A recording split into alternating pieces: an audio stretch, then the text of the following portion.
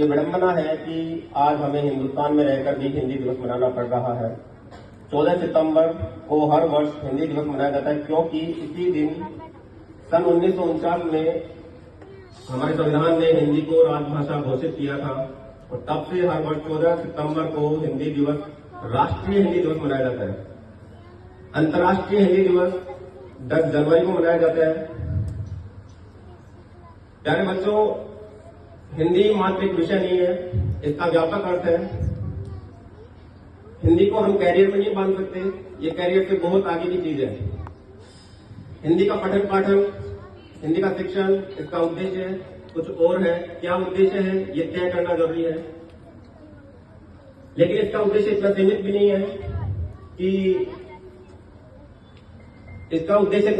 है ये इस बात से तय होता है कि हम आज इसका हमारे पास कोई स्पष्ट जवाब नहीं है।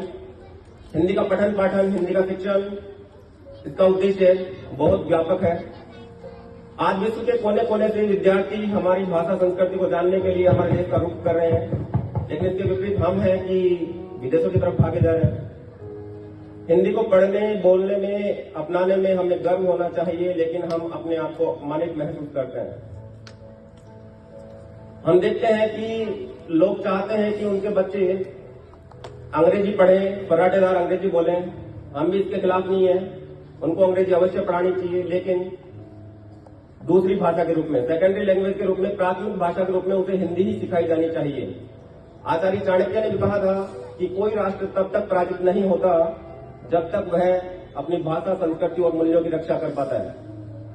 हिंदुस्तान में हिंदी दिवस मनाने की नौबत इसीलिए आ पड़ी है कि हम अपनी भाषा और संस्कृति से दूर होते जा रहे हैं।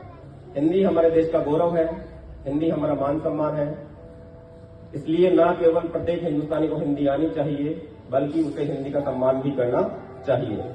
किसी ने बहुत ही सुंदर कहा है कि निज भाषा का नहीं गर्व जिसे, क्या प्यार देश से होगा उसे, वही वीर देश का प्यारा है, हिंदी ही जिसका नारा है, हिंदी ही जिसका नारा है।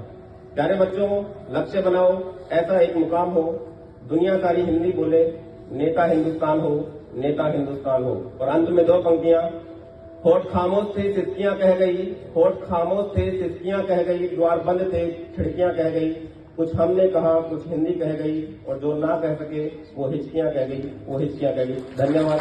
जय हिंद।